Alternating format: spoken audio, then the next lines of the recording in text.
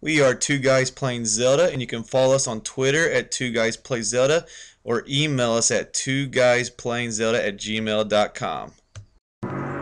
This is our video walkthrough for the Earth Temple. It's the second dungeon in the Skyward Sword, and Hick and I actually had a pretty interesting discussion a little earlier today about fire-based dungeons like this. I personally am a big fan of them. When you look at the Goron Mines, Fire Temple, and Dodongo's Cavern, yep, from Ocarina of Time, I really enjoyed those dungeons. Hick was a little less fond of them, though. Yeah, I guess they're just not like as scenic, maybe not as beautiful, I think, as maybe the other temples are. I mean, I guess it's kind of a personal preference, you know, to each their own. But I just never, when I'm thinking of like fire temples or hot temples, I guess you could say, they're never ever towards the top. Although Ocarina was 4 and 3, but well, with Ocarina though, you brought up a good point when we were talking earlier. Though, look at the dungeons that we had ranked behind. Yes, there were some rough true. Dungeons, like Water Temple, of course. And a lot of dungeons repeat in Zelda games, but like there's always like a fire temple in every single one. So there always is. I will say though, something that we've talked about before. I know you're a huge fan of forest temples and things like that that have a bit more of an outdoor component. Yes. And when you're in a volcano like this or a mountain or whatever, there's not a whole lot of outdoor.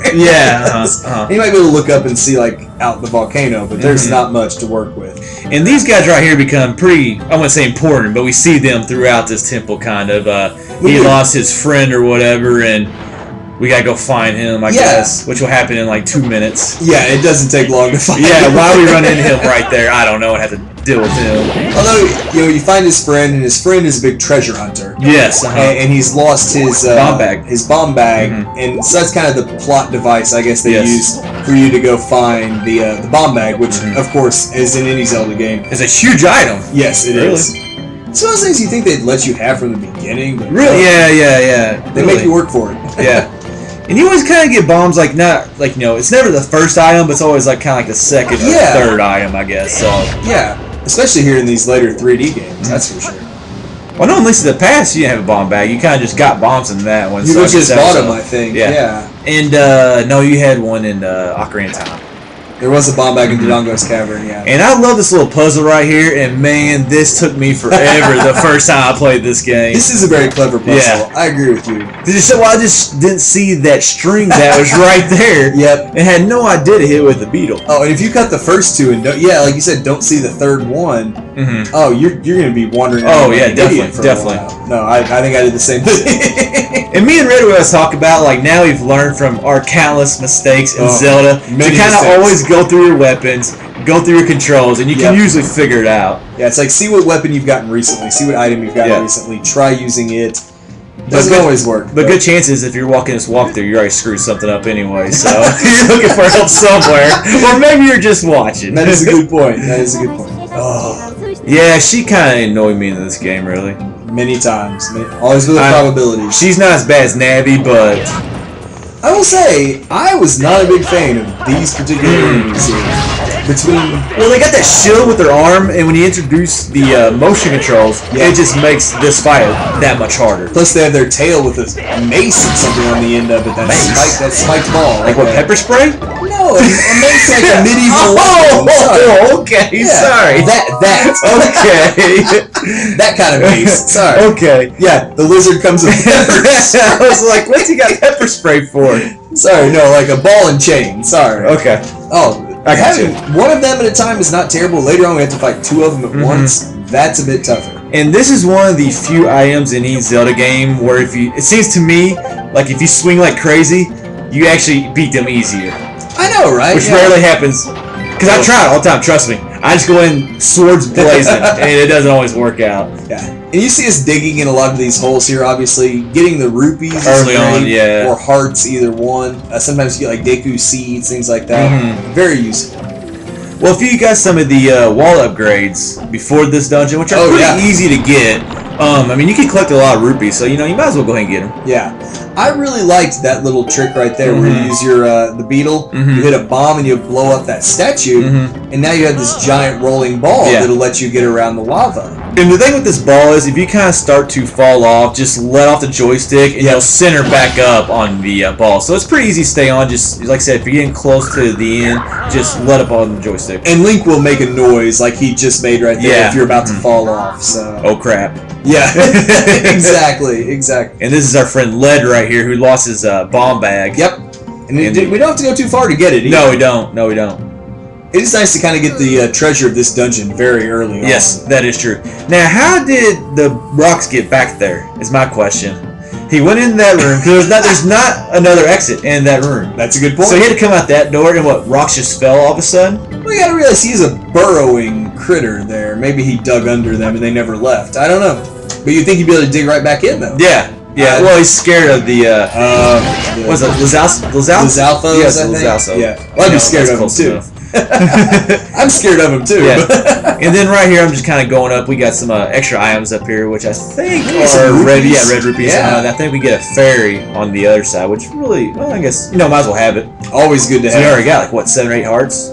Shoot, we have a lot. Oh, we start with 6. You start sword. Yeah, That's right. We do start with a few more in this game. But it is nice to get the fairy, though, of course. You know, especially if you have an empty bottle to keep it in. I'm not sure if you have a bottle at this point. I think I do. I think I do have one. I always load up on those potions, though, before I go. Yeah, I usually don't have an empty bottle. And the reason these are important is for upgrades. Yes.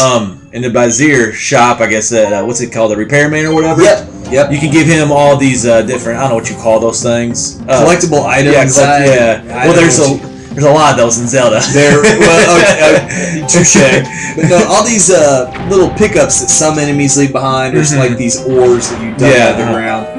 Use them to upgrade anything on your shield. Certain upgrades will use a certain amount of those products. So while they might seem not important, they are actually very important. So. It is kind of annoying, though, anytime you go into a new area, even if you pick up an item you already had, they will still give you an explanation about what the item is. Yeah, they do that in Twilight Princess. Like, every time you get, start the game, every time you get a blue rupee, it has to say, like, you got blue rupee. And that got very old. 5 rupees. Yeah. I don't know what Nintendo was thinking right there. Little things like that do start to grate on your nerves a little bit. But Zelda gets on your nerves anyways. I mean, it's fun, but man, it can be frustrating sometimes. Well, it's a frustration, and in this game in particular, there's your mace. Yeah, your pepper spray. You get knocked pepper spray right now. I would say in this game in particular, the girl in the sword gets on my nerves more than anybody. I just hate like all our probability stuff. Like, there's a 95% probability that Zelda went through here. That usually means we know Zelda went through there because we're going through this dungeon right now. Yes, there's a 100% chance she went there. Let's be honest. Why else would we be here if we're following Zelda and she's not here? I will say, I mentioned earlier, fighting 2 Stalfos at one time is pretty tough. You had your way with those guys. Oh, I told you, dude, swing like crazy. Swing like crazy. But now we got the bomb bag. I finally do something good, and I didn't say anything on it. I know. So I'm giving you props. I'm giving you props. No, you made that look easy. And I'm over here talking about how hard 2 at a time is. But. Swing like crazy. Well, you have that problem with everything. True. 2 is more than I can handle. But anyway, now that we got the bomb bag, of course, we're going to go back and talk to the mole guy. Led. Thank you, Led. How I remember his name is beyond me. I couldn't, that's for sure. But he's very grateful for us finding his treasure. And then he says he wants it back, and then right away he lets us have it. I wish more people were like that in the world. Hey, this is mine. I want it. Oh, no, you can have it. Okay. Yeah. Here's your credit card. Yes. Not that 2 guys endorses anything like that, of course. But yeah, it's pretty weird though. He's like, "Thank you for bringing me my treasure," but you didn't have it to find your lady friend. Yeah. It's generous of him though. Yeah, he's generous of him. And I think and he'll give some bombs right here actually before we get going. Yeah. But I think this bag holds 10 bombs, correct? I believe it's very small. Yeah, I think it's 10. But it is pretty cool though. And this is something you couldn't do in previous Zelda games. You can pick up the bomb flowers and store them in the bomb bag. So you can get bombs almost really anywhere. And they grow back in like 4 seconds. Yeah. Well, actually, you can just stand right there. Yeah. Keep on getting bombs. I actually did really like right that. Here, I think. I did really like that. That's no, it's it's something that I don't think was in any previous Zelda game. I can't remember it. But it's a great idea. Well, you weren't able to pick them up and like put them away. Exactly. You can always pick them up. Yeah, you can always pick them up. And I think you had bomb flowers in like Ocarina Oh, in the of Dongo's course. Cavern and everything. You couldn't store them. Yeah, like couldn't that. store them. I'm a big fan of that. I think that was I pretty do cool. like that.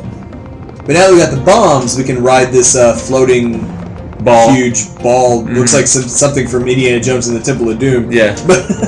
But we can roll it to some of these other little platforms that we couldn't do much with earlier. And now we have the bombs, we can actually do something with them. Yeah, go some places. Just Blow watch up out for some those- stuff. Let's watch out for those flaming Always keys. one of the best parts in any Zelda game is finally being able to blow up things. Yes. Thankfully, in this game, it only took 2 dungeons. I feel like that's kind of consistent. It is. It really is consistent.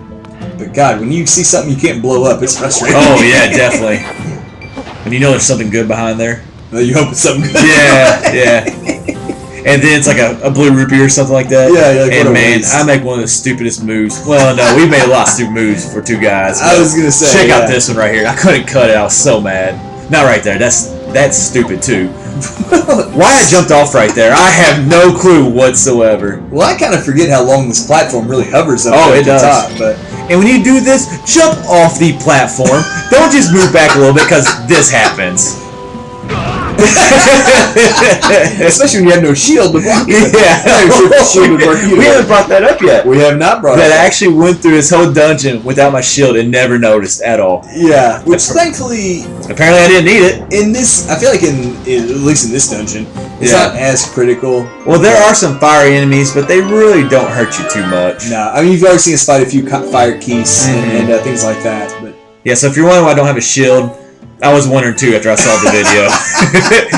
I accidentally unequipped it just a little before this dungeon. Like I said, I just never noticed. yeah, that's pretty funny. But yeah, like we said, now that we got the bombs, we can kind of hit these few other platforms. So it's got the skull there, which is another one of those upgrade items. And then we're going over here to get I'm not sure exactly what it's called, but it's a blue feather. Yes, yes, Which is actually, I think, a rare item in this game. it is. I think that's what they say. Plus, I like how you can use that ball to run over enemies that you find in the lava. And there's that rare blue feather you mentioned. And come back and join us for part 2.